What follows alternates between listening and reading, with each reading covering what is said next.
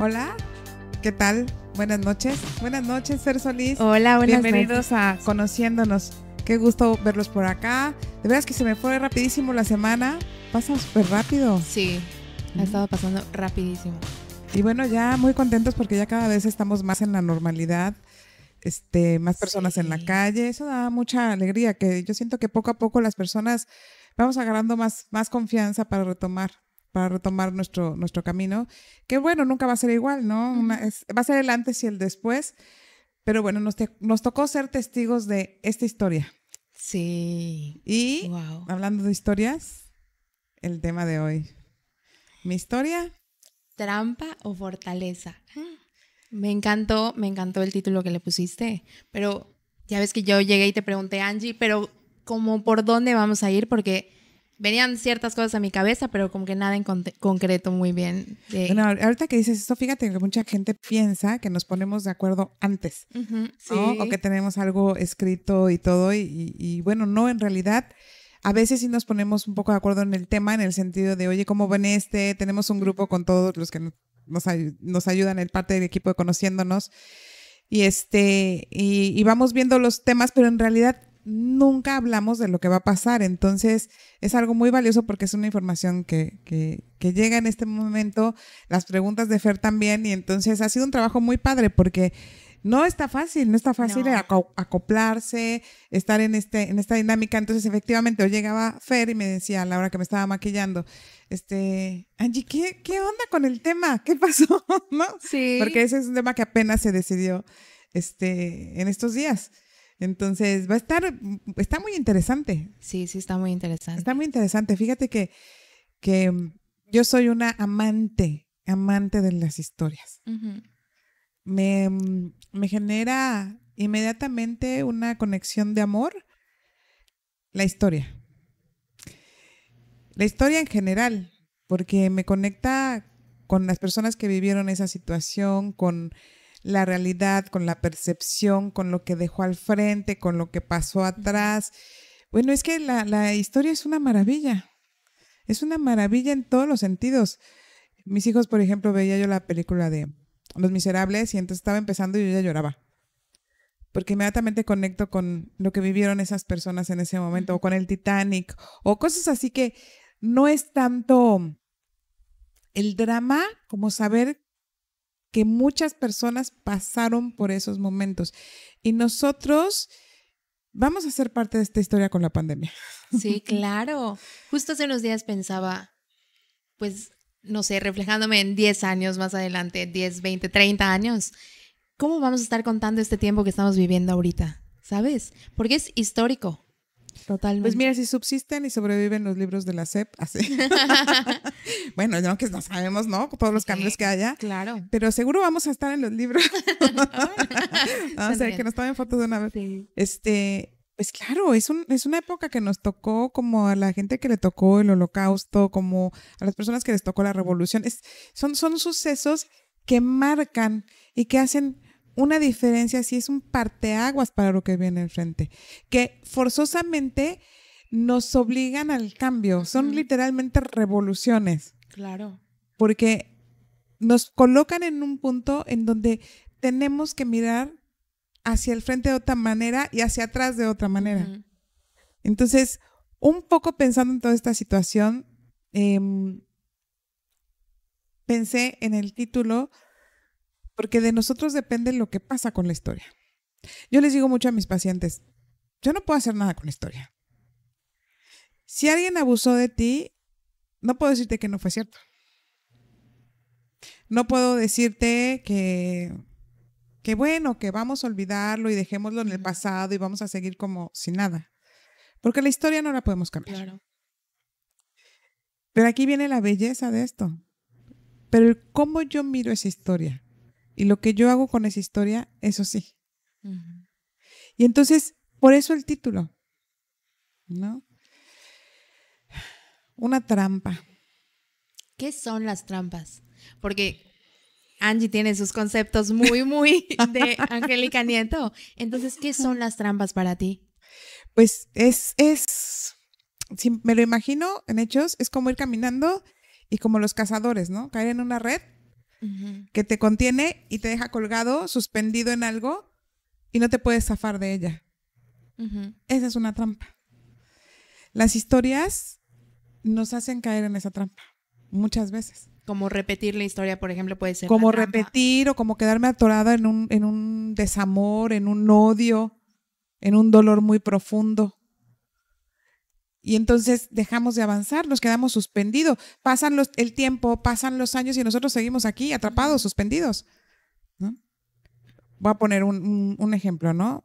Hace unos años estaba yo en un curso y bueno, cuando vamos a determinados cursos, todas las personas llegamos con historias muy fuertes. Y escuchas mucho historias de violaciones, de asesinatos, o sea, cosas muy fuertes. Y entonces, cuando estás trabajando en el perdón, cuando estás trabajando en esta parte de comprender qué pasó y que tú tienes dos opciones: tomar lo mejor de la experiencia o quedarte en lo peor.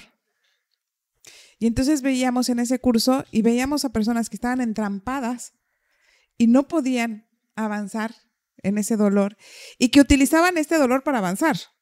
Es como yo fui violada y entonces toda mi vida me comporto con ese resentir hacia el hombre y me defiendo y entonces soy fuerte porque mi bandera y mi muleta para caminar es la violación y pienso que soy fuerte por ese evento. Y entonces no lo suelto porque pienso que eso me da la fuerza. Y cuando nosotros queremos evolucionar para salir de esa trampa, nosotros tenemos que mirar la fortaleza de esa experiencia.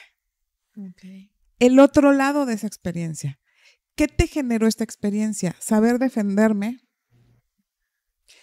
Soy más resiliente. Disfruto más la vida, ¿no? Por ejemplo, cuando tienes experiencias en donde casi pierdes la vida, claro, ¿no? ¿Cuántas personas no salen de una situación en donde estuvieran a punto de perder la vida y dicen, ¡ay!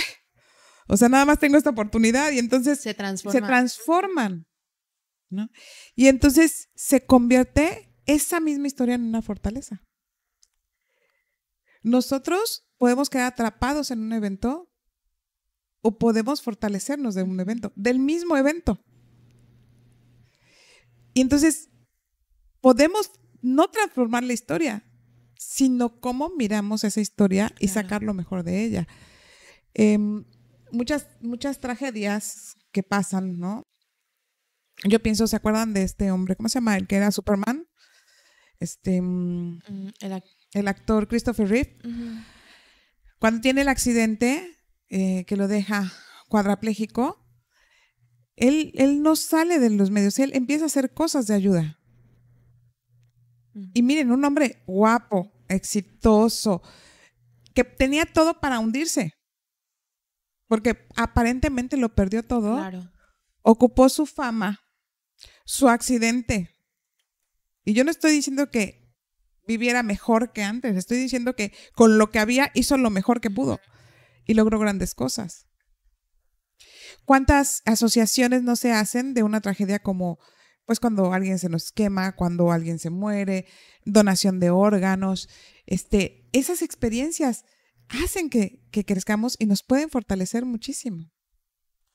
Entonces, las experiencias dolorosas, que es diferente al estar sufriendo, son experiencias sumamente dolorosas, pero que tienen siempre un gran aprendizaje y una gran enseñanza. Lo que pasa es que a veces no lo miramos, porque estamos sumidos en ese dolor. Tenemos nuestro tiempo para salir del dolor. Cada quien podemos tener nuestro tiempo, ¿no? Claro. ¿Y tú crees que, por ejemplo, hasta dónde puedo saber yo de que ya es como ponerle un alto a esa parte del dolor? Porque muchas veces igual he escuchado de que tampoco es tan sano omitir ese dolor que estás sintiendo y decir, no, todo está bien. Muy buena pregunta, porque efectivamente se puede confundir con la evasión. Ok. No, el duelo se tiene que pasar. Se tiene que vivir la pérdida, pues el duelo del evento que haya sido. Llámese muerte, abuso, golpes, lo que haya sido. se tiene que pasar y se tiene que vivir porque es como nuestra parte humana. La necesitamos, la requerimos para poder sanar. Tenemos también que darnos el tiempo para reconciliarnos con ese evento. Yo creo que tiene que ver mucho también con la filosofía de vida. Porque yo repito, yo sí siento que la vida es perfecta y que nos da las experiencias perfectas, aunque nos duelan y no nos gusten. Mira, yo a veces siento una desproporción muy grande en la vida, ¿no? Porque no nos gustan los malos eventos. No nos gustan las muertes, no nos gustan las enfermedades, no nos gustan los dolores. A nadie nos gusta, nadie queremos vivir mal. Pero la vida es bueno y malo. La vida es positivo y negativo. El mundo se mueve por positivo y negativo. Entonces, en algún punto alguien nos dijo que nada más teníamos que tomar lo positivo. Y entonces lo negativo no lo queremos, ¿no? Pero para nada lo queremos.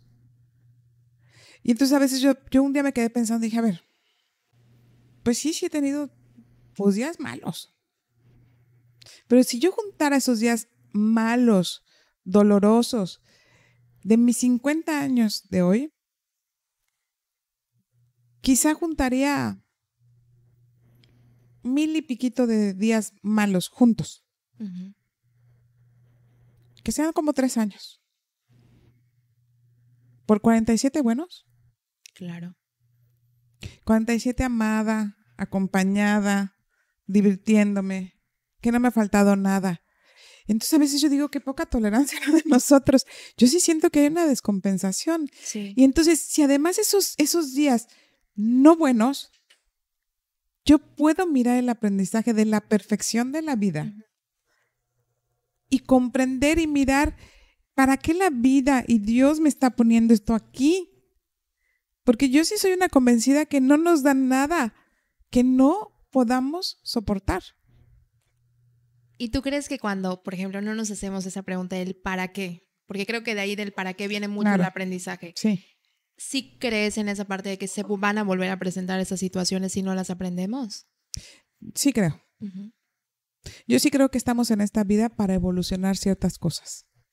Y entonces las personas, por ejemplo, les voy a poner un ejemplo personal. Okay. Cuando llegué aquí a Mérida, yo siempre he dicho que Mérida,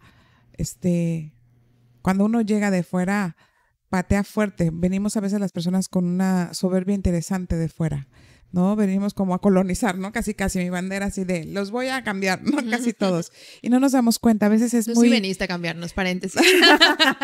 A todo Mérida no, casi. Pero primero tuve que abrazar a Mérida y rendirme a este lugar maravilloso y a pedirle permiso para que me permitiera trabajar aquí, ¿no?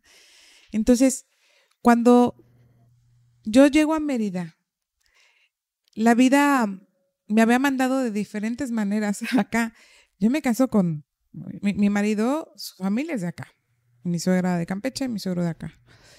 Y ellos tienen mucho vínculo acá porque vivieron acá, mi marido también, todo esto. Y entonces, él me había dicho, vámonos a Mérida. Y yo, no, ¿cómo crees? Mis papás, mi familia, no, ¿cómo crees? Y luego el dinero, él solo me pidió 2 veces que nos viniéramos a Mérida, ¿no? Y yo casi, chilanga nací, chilanga me he de morir, ¿no? Y hubieran varias situaciones que nos colocaron en, vámonos a Mérida. Yo lo pedí todo, o sea, yo decía, necesitamos dinero para irnos. ¿Y qué pasa con el trabajo? Y qué bueno, así todos los requerimientos, ¿no?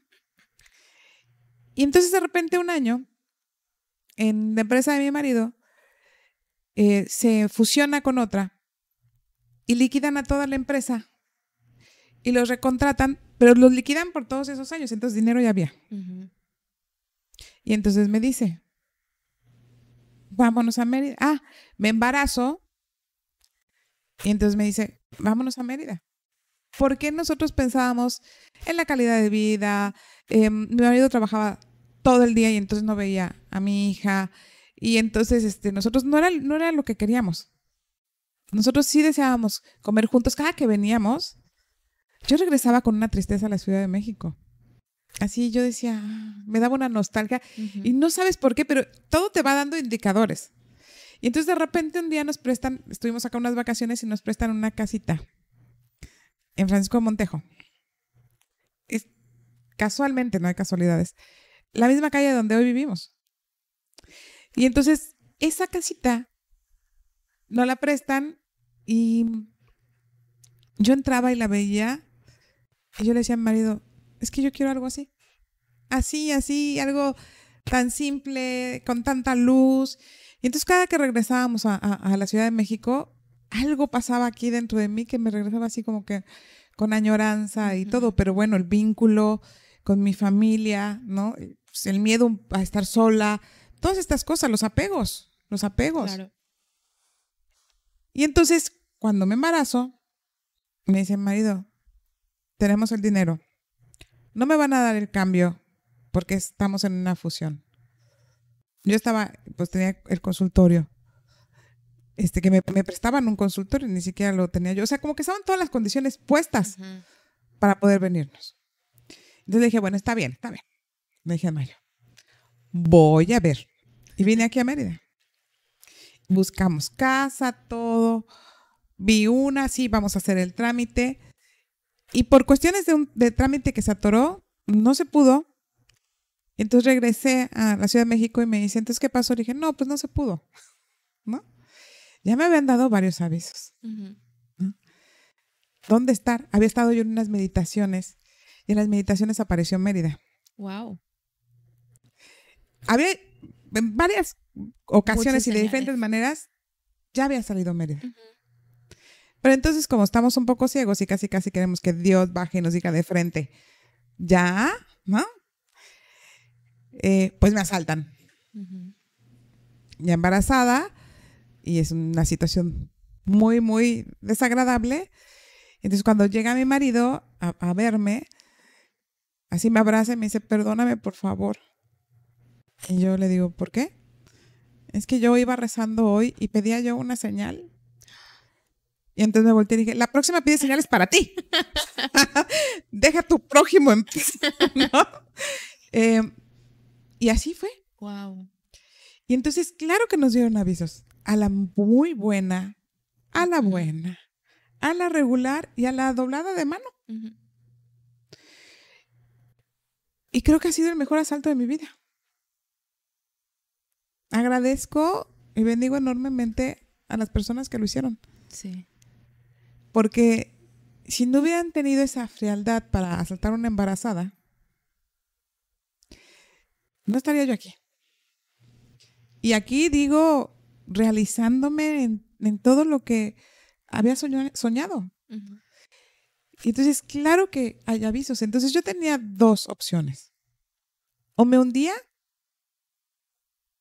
con un evento así, o le sacas lo mejor al evento. No estoy diciendo que haya sido fácil. Desprenderme de mi familia fue súper difícil, ¿no? Dejar todo y venirnos sin nada, porque nos venimos sin trabajo, solos, embarazada, una niña de 4 años, o sea, todo. Y luego llega Isidoro, porque no al mes. Isidoro es el huracán que hizo un desastre acá en Yucatán. Y entonces yo me acuerdo que salía y yo veía el desastre y yo lloraba y decía, Dios mío, ¿qué está pasando? No estuvo fácil. Claro. Fue un tiempo difícil. Nos costó mucho conseguir trabajo, nos costó, pero ha valido la pena. ¿Y cómo comenzaste a...? Digo, creo que igual esta visión que tú tienes ahorita de toda esa situación llevó su tiempo para que la pudieras mirar de esta manera. ¿Cómo lo comenzaste a hacer? Porque creo que luego a veces estamos como tan enredados en la historia y nos quedamos ahí atrapados en esa trampa. ¿Cómo podemos comenzar como a desatarnos de ahí y comenzar a mirarla como una fortaleza? Pues mira, a mí lo que me ha servido muchísimo y lo que yo le pido mucho a las personas, o sea, yo creo que la fe es clave. El confiar en la perfección de las cosas que pasan. Porque si ya de entrada yo sé que esto es perfecto, aunque no me esté gustando, le voy a encontrar el lado en algún momento. Pero si yo pienso que hay equivocación y que no debió haber pasado, entonces siempre lo voy a sufrir. Claro. No voy a encontrar el lado. Entonces, para mí, la clave digamos, la línea del sistema del buen vivir tiene que ver con aceptar la perfección de la vida de Dios, del cuerpo, la perfección. Porque para mí es el punto de partida hacia lo demás. Si tú llegas y me dices, ay, me despidieron, de verdad, hoy por hoy lo único que te digo, sé que ahorita no lo entiendes, pero es lo mejor que te ha pasado en la vida. O cuando llegan y me dicen, es mi esposo, me engaña, y yo, es lo mejor que va a pasar en tu matrimonio, ¿no? Entonces se les para el cabello así como decía, ¿cómo? Y yo, de verdad. O sea, que te des cuenta que tu esposo te engaña se puede convertir en lo mejor de la vida. Pero como estamos acostumbradas solo a lo bueno, lo que en algún momento decía, bueno, este hombre que siempre me ha dado, que es un buen padre, que siempre está ahí, que tarara, de repente es una porquería porque me engaña con otra mujer. ¿En qué momento se transformó? Y entonces, nosotros, porque no queremos mirar ese otro lado, no queremos tomar a la vida con todo. ¿Quién nos dijo que era puro bueno todo? ¿O que se tenía que sentir bien? Claro. Justo esta semana veía una serie donde tocaban un poco ese tema, ¿no? Y hablaba como una persona que ya estaba como, pues, muerta. Y esa persona le dice a una persona que está viva, como que estaban conectados en ese momento, y le dice, no sabes cuánto daría, que va a sonar muy frío, pero le decía, no sabes cuánto daría yo por volver a sentir ese dolor, porque aquí donde yo estoy no hay dolor.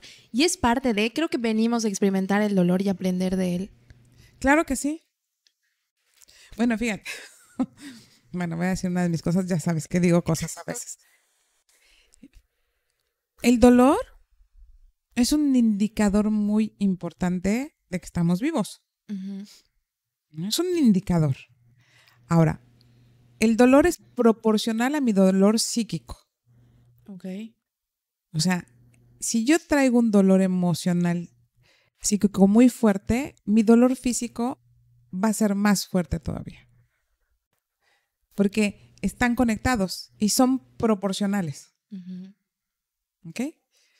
Entonces, cuando nosotros pensamos en esta perfección, le restamos mucho al dolor psíquico. Porque dejamos de pensar que es una injusticia, que no debió ser. Entonces yo tengo mis propios mantras. O sea, cuando tengo un dolor determinado, una situación determinada, yo lo único que pienso es, va a pasar, todo pasa, porque nada es estático. Es perfecto, aunque ahorita todavía no lo logre ver. Yo sé que es perfecto. Y así me voy haciendo mis mantras, yo se los digo a mis pacientes, o sea, las frases maravillosas. Pero sí, definitivamente el punto de partida es esta fe de que no hay error en nada. Porque eso cambia nuestra calidad de vida. Cambia completamente nuestra calidad de vida. Wow, totalmente. ¿No? Entonces, definitivamente, una historia, fíjate, esto que les veo, es un ejemplo, ¿no? De hace muchos años, entrevistaron a un gran abogado, una gran manzana. Bueno, estaban pidiendo una entrevista con él. Entonces él, como pues, alguien muy famoso, no podía recibir al periodista. Entonces el periodista, ya un poco desesperado, dice, bueno, pues vamos a empezar por buscar su historia. Y encuentra que el papá de este gran hombre, abogado maravilloso, está en la cárcel por N cantidad de delitos que tenían que ver con las drogas, el alcohol, etc. Y que su hermano literalmente vivía abajo de un puente por drogas y era así un mendigo, ¿no? Y entonces él va y entrevista al hermano de este abogado. Y entonces le dice, oye, ¿cómo es posible que estés aquí? O sea, tu hermano es fulanito de tal. ¿Cómo es que tú estás aquí? Y le dice él, ¿y qué quieres? Si vengo de un papá borracho, drogadicto, ¿qué quieres? No vi otra cosa. Así es. Entonces, cuando logra su entrevista con el abogado, le dice, pues, no lo entiendo, dice, ya lo investigué. Ya sé dónde está su papá y ya sé quién es su hermano. ¿Qué pasó con usted? Y dice, ¿y qué querías? Si vengo de un papá borracho con un hermano así, tenía que hacerlo diferente. Wow. Ahí está la trampa y la fortaleza. Con la misma historia. Sí. Con la misma historia. Ahí muestran mucho igual como nosotros nuestra decisión, ¿no? Porque creo que es una cuestión de decidir a ver qué es lo que yo quiero. ¿Sabes qué es lo difícil? Dejar de ser víctima. Porque básicamente nos atoramos en eso Porque el ser víctima como que nos justifica ciertas cosas. ¿Y nos podrías ejemplificar un poquito como esta parte de la víctima en una historia de la vida, por así decirlo? O sea, ¿cómo se comportaría o qué diría? Mira, las víctimas tienen derecho a todo. ¿No? Si sufres alguna situación, ¿no? Si te asaltaron, si todo, entonces tienes derecho a descansar, tienes derecho a estar alterada, a gritarle a la gente, a asustarte, todo tienes derecho. Si te violaron, si te abandonaron, te da derecho a todo. Si sufriste, te da derecho a todo. Entonces, esa condescendencia que mostramos cuando empieza a pasar el tiempo, nos vamos acomodando en ellas porque no nos piden nada, porque no lo podemos dar. Y entonces nos damos cuenta que conseguimos todo. Que estoy sentada, me pongo a llorar. Entonces toda la gente voltea y me dice, ay, pobre, es que la abandonaron, ¿no? Y entonces de repente te das cuenta que pasaron 15 años y sigues llorando porque te abandonaron. Y el hombre se fue con otra. Y a veces hay gente que pasa toda su vida llorando porque la abandonaron. Y entonces toda la familia odia al hombre porque la abandonó. Y entonces toda la familia se entrampa en eso. O con las enfermedades nos pasa mucho también, ¿no? Con las enfermedades también. Entonces nos pasa mucho con los niños, ¿no? Cuando se nos enferman. Decía mi abuelita, ¿no? No siento la enfermedad de mi hijo, sino lo mal acostumbrado que se queda. Claro. Porque hacemos un cambio, porque pues está enfermo, entonces el niño ya se queda enfermo y entonces un niño que tiene una enfermedad constante, entonces de repente no lo podemos regañar. No, es que pobre está enfermo, es que pobre está enfermo. Pero es un niño que también rompe una regla, que entonces tenemos una tendencia a sobreproteger a la víctima de algo. Y está bien ser empático, podemos ser amorosos, pero también una forma de amor es poner un límite. Es decirles, levántate de la silla de víctima. A veces, bueno, pues a veces soy un poco ruda en la terapia en ese sentido, ¿no? Entonces yo les digo a mis pacientes, pues hasta que no te hartes. ¿De qué? Pues de ser víctima. O sea, ¿quieres seguir sufriendo? Revuélcate en el lodo. Claro. Pero entonces no desperdicies tu dinero en terapia. Y si ya identifiqué que soy víctima, ¿qué puedo hacer como para comenzar a cambiarlo? Ponerte todo el basta. Okay. Identificar el lenguaje que utilizas. A veces no nos damos cuenta. Ay, hay unas víctimas bien listas. ¿No? No nos damos cuenta. No, yo no necesito que me ayuden. Yo puedo sola. ¿No? Y entonces tú la ves, sí, qué bárbara, qué resiliente. Y no te das cuenta que es un lenguaje de víctima. Sí. ¿Por qué no voy a pedir ayuda? Oye, te ayudo en algo. Uno tiene que, ya les compartiré pronto la ley de ayuda, porque es súper interesante, es muy importante saber la ley de ayuda, ¿no? Porque pues si no me lo piden, no tengo que ayudar. Pero entonces se va creando se conecta todo este funcionar, ¿no? Para que todos entremos como en el mismo camino de esa trampa, ¿no? Son trampas familiares. Pueden ser de individuales, pueden ser familiares. Pero el chiste es que nos salimos. Y el evento no lo podemos cambiar, ¿no? Cuando un padre muere trágicamente o una madre. Y entonces, qué barbaridad. Entonces todo el mundo se va en el vacío. Y que conste, no estoy diciendo que sea fácil. Ni que no duela y que seamos así. O sea, estaríamos medio locos si somos insensibles a eso. Claro. Pero, ¿qué puedo hacer? Porque la historia no la puedo cambiar. Y esa es la realidad, ¿no? Y en su tiempo, bueno, podremos, ¿no? Como mirar todo el aprendizaje que nos dejan esos eventos, que nos dejan muchísimos aprendizajes. Pero ya es una decisión, ¿no? Es como decir, bueno, tengo dos opciones. O vivo bien con esto o vivo mal con esto. Pero me encanta. Esto no lo puedo cambiar. Claro. Entonces yo decido cómo vivo con esto. Si algo tenemos, y eso es el libre albedrío. Nadie vivimos mal porque queremos. Nos pasan cosas en la vida, pero yo decido cómo seguir con eso. Eso sí lo puedo decidir, ¿no? Víctor Frank decía eso. Me podrán robar todo, menos la libertad de decidir qué tengo que hacer yo. Claro. Eso nunca nos lo pueden robar. Nadie. Me encanta. Entonces, me encantó. Los invito, por favor, a mirar de otra manera nuestra historia. Dense así un permiso para analizar de qué forma su historia los ha conformado. Nosotros estamos esculpidos por estas historias. Nosotros nos vamos moldeando internamente con estas maravillosas historias de las que venimos. Y podemos hacer cosas maravillosas. Muchísimas gracias, Angie. Muy bonito. Me encantó. Muy bien, entonces nos vemos la próxima semana con otro tema. Muy bien. Muchas gracias.